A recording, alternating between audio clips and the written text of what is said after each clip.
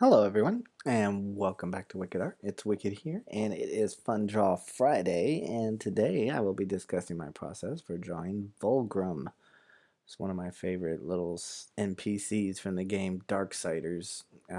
He's actually in all of the games. Vulgrum is a demon merchant who you give souls to in payment, um, and is just a very mysterious character you don't really know. Vulgrum's twisted mind spins with so many detestable schemes that I doubt that he even trusts himself. Indeed, he has grown even more devious since mankind exalted its last breath. If this wretched demon's business is collecting souls, his pleasures is devouring them. Always ravenous, Vulgrum will beg, steal, or kill for his souls. He has also been known to trade for them. A desperate warrior might find such a black bargain palatable. To find him, one only needs seek Vulgrim's glyphs burned into the ground beneath the demon haunts, the broken shells of buildings. And that is the official description of Vulgrim. That's really honestly the best way to describe him, as he is just a sleazy person who has done several terrible things in order to get what he wants. But at the same time, he can be helpful. So as long as he's getting something out of it, he'll help you out. There's been a couple of times, I think in Darksiders 3, he tricked Fury into killing all the people in the Serpent Holes area, that world in between for traveling. But yeah, he's just a very interesting and intriguing character. I love his voice actor too. Um, the design of the character and everything. So I'm just kind of doing a bust right now. So basically what I'm doing is just taking my pencil and going in and just adding the little details. Um, I'm not 100% sure if he was originally designed by Joe Mad, one of the creators of the game, co-creators. He did a lot of the concept art for it, but I'm not sure if he necessarily designed Vulgrim, but it kind of fits his art style. But he's very slender and very stylized. So he has some over exaggerated things, like the horns are huge on his head, but he has a very um, broad shoulder with a slim frame. So I'm just kind of going in and making sure that I hit those points. He also is a trader, as I said, so he has a lot of things on his belt, whether it's script scrolls, little glowing orbs of where he keeps the souls at. And I always took the little scripts that he's got hanging from his belts, or like deals that he's made, kind of like making a deal with the devil. Um, and those are contracts that he's getting people to sign in order to get what he wants, and make sure that the contract is fulfilled. He also has some kind of scaly bony points on the shoulder, so I made sure I hit those up. And then he just has the typical style of Darksiders with the like I said, not just the scrolls, but like the metallic edging and rim on it's like a gold trim on his little kind of like skirt, and that's what you can see me drawing in right there.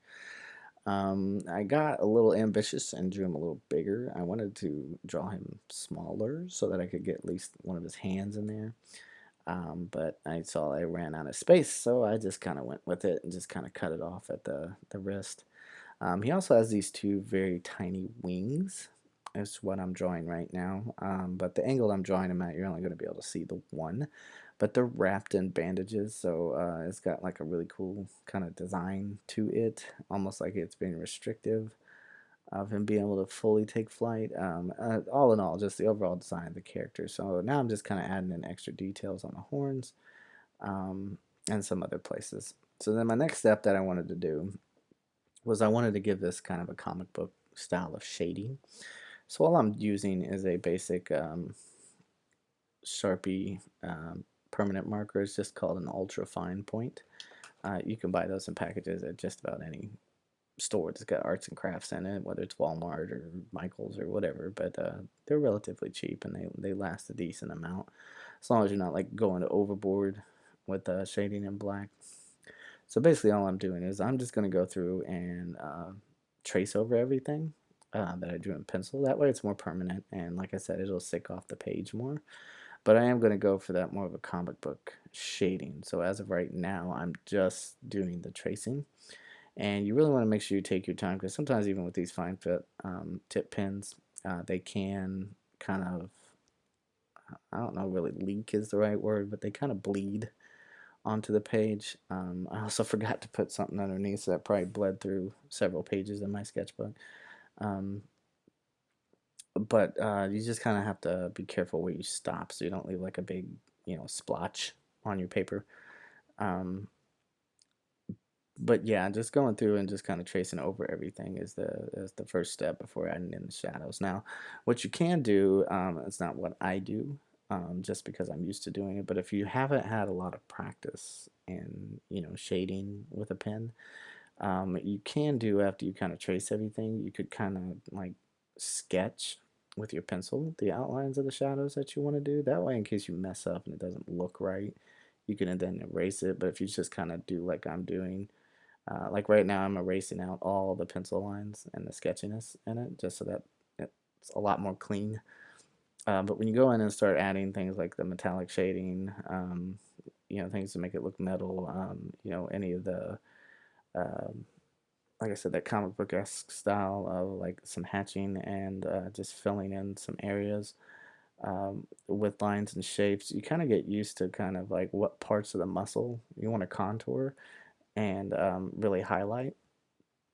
So I'm able to just do that with the pen without, really messing up. And sometimes I do mess up, but I find a way to kind of blend it in and mix it. Um, but yeah, you can use a pencil first, and then you could just go over that with your pen. So what I'm doing in here is I'm just kind of thinking about, the style in which the character is created and stuff. He's Joe Mad's style is very stylized, which I love. I love stylized art.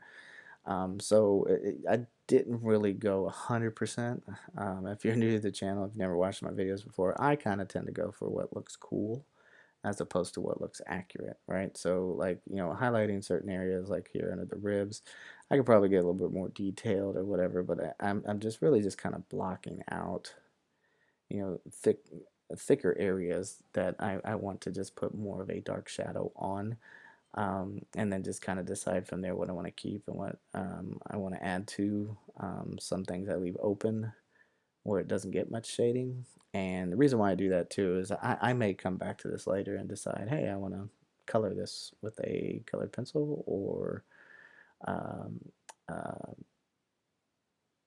what do you call it, a alcohol marker, whatever. And that's why I have all these dark things in there with these heavy inking. Just not because I just like the comic book, look of it, but because when I do go over it with whatever, it's not going to bleed over or overtake these shadows that I'm putting in there. So like you can see, like even on the wrap on the arm, I didn't like overshade it because then I could use the extra space with the marker or the colored pencil to kind of bleed and blend into um, those really dark areas to kind of, like I said, give it that comic book feel. So now the part where the kind of drape that he has that comes off of his little demon kind of crown, I guess you'd say. Inside the neck, I wanted to really make sure I made that darker just to kind of showcase that that's the inside closest to his face and just kind of bleeding that in. And just other things, around the face, adding in some extra lines for the kind of decayed skin almost because he looks very skeletal. Just putting those in, and then when I got to the horns, all I really did was just kind of go in and just kind of add, those few streaking lines like I have on the bigger horns, but really just highlighting a specific edge to kind of make it stick out more. So, once I get done with the gold wraps on there, I'm just kind of, see how I'm taking these bigger spaces to fill in and do.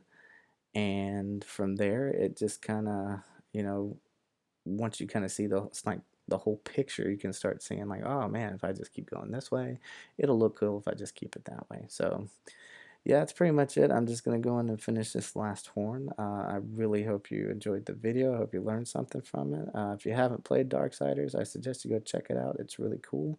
Other than that, have a wonderful day. Remember to keep on sketching. If you're new to the channel, you like what you saw, like and subscribe. And until next time, like I said, keep sketching, and I will see you in the next one.